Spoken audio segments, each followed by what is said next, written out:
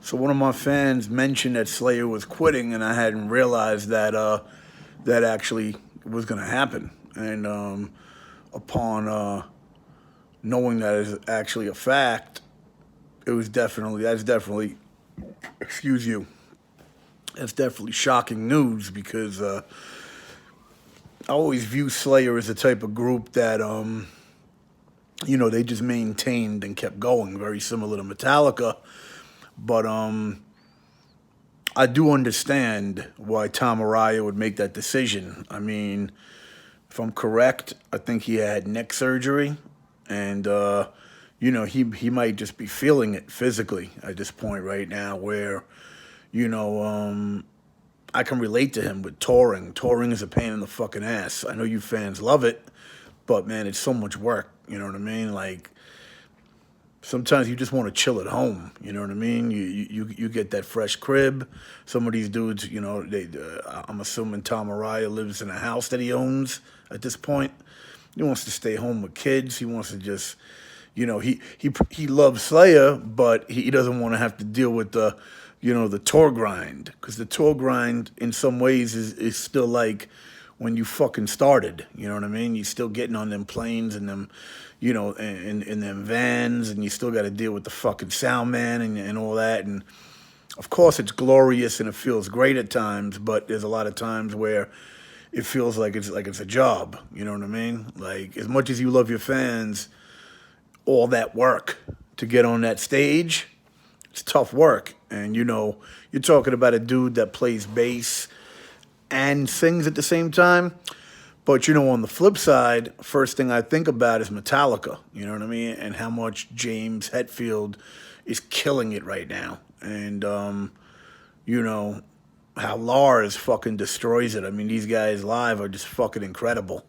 But maybe Metallica see it from a different, standpoint, because Metallica constantly selling out stadiums and arenas, and Slayer has to definitely play more venues that are what, 3 to 5,000 people at tops. Metallica, they're on a level where more money's being made. But I think Metallica just enjoy it. They look like they really fucking like it, but they do it in small increments. You know what I mean? When they go out on tour, maybe 2 weeks at a time. But I mean, we don't know the details because maybe Tom Araya doesn't get along with Kerry as much anymore, and rest in peace, Jeff Hanneman. Maybe when he died, him not writing anymore might have affected, the writing process to where they don't feel like they're the same anymore. Whereas with Metallica, obviously, rest in peace, Cliff Burton, one of the dopest, best bass players of all time. Cliff passed away when Metallica were right blowing up. So they didn't have what Slayer had, where Slayer were already on their legendary course, and then Jeff passed, and that might have had a way bigger effect. God forbid, I don't even want to say, if something happened to somebody in Metallica, you know what I mean, in this day and age, like one of the key members besides Rob,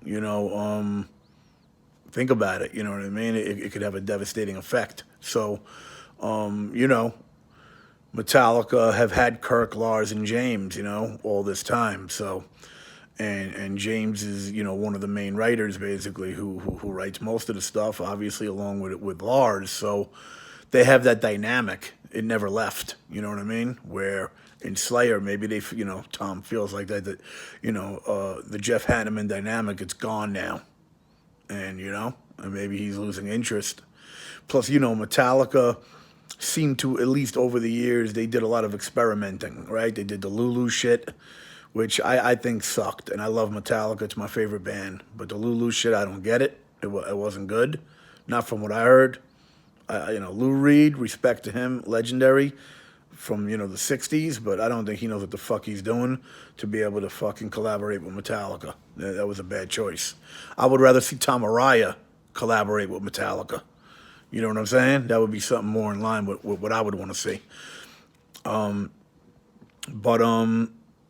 Metallica did a lot of the garage days and constantly doing a lot of that, kind of like exploring different things that were still Metallica, but not. You look at like Max and Igor doing Cavalera Conspiracy and Max doing Soulfly, and maybe Tom Araya is ready to do something different. Maybe Tom Araya needs to do the Tom Araya experience. You know what I'm saying? And just maybe he needs to rock with fucking Obituary and record some songs doing the Tom Araya voice thing, the Slayer style lyrical thing over some fucking Obituary riffs. You know what I mean? Maybe he needs to do an album where he goes and sits down with Millie from Creator. You know what I mean? Maybe he needs to sit down with Pestilence. Imagine Tom Araya fucking collaborating with Pestilence. You know what I'm saying? Like, you know what I mean? So maybe that's what he needs now. I mean, I definitely am curious to see what Kerry will do, because Kerry is definitely a monument in hip-hop. A monument in metal.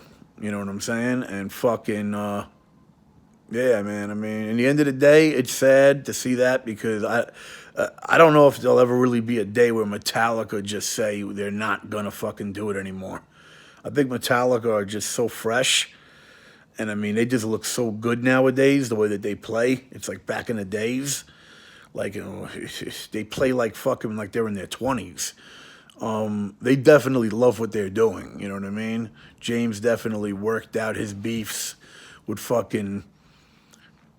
Lars in a way where they have a good system now. You can tell that, like, they're not beefing with each other, you know what I mean? They really enjoy just rocking to the classic shit they made. On the other hand, you know what I mean? I don't know the situation with Tom and you know, and Kerry. Maybe they don't get along. You know what I'm saying? Maybe they're beefing with each other. So, you know, that's something you got to think about. But yeah, man, definitely not happy to hear Slayer going. But I mean, are they really going? I mean, the fact is they're legendary for life. The shit Slayer did is not going anywhere. You know what I mean? And not touring, that doesn't mean that they're done. You know what I mean? Like, music is music. At the end of the day, you know, they're not a band that needs to prove themselves. You know what I mean? Just like me, I don't even feel like I need to tour. Like, it's not my favorite part. You know, when I'm on stage and I'm there and it's ready to rock, I'm having fun, it's wonderful. All the work it takes to do it, I could see how Tom Araya ain't sweating it. You know what I mean? Also, on another flip side, if I was playing stadiums constantly, non-stop fucking, you know, selling out arenas, your energy is going to be a little bit different. It's like making a movie and you know it's going to pop off every time you make a movie. Where if you're stuck to doing B movies now, you know what I mean? Or movies at a C level, like Liam Neeson's, his situation now, which is down the fucking tubes, you know what I mean? You might not be pumped to make movies anymore on that level. Maybe Tom is sick of being stuck in that box, because Slayer ain't getting any bigger. Where Metallica constantly are going to have opportunities because of the level of how they can sell that many tickets. So, you know, there could be a lot of reasons that Tom's making this decision. It could be physical. You know, he physically might just be like, yo, I'm done with this, man. It hurts my neck, back, my neck, my back. Slayer's ill like that. But, yeah, you know what I mean? He might be in pain. So you got to respect that dude regardless for what he did. Legendary shit, you know what I mean? And regardless, we'll always have Rain and Blood, you know what I mean? And records from that time period that are my favorite from Slayer's catalog. So that's my thought, you know what I'm saying? Much respect to Slayer, Tom Araya, Kerry, and Metallica as well for keeping it going and inspiring us till this fucking moment with constant brand new performances. Much respect to all the thrash legends.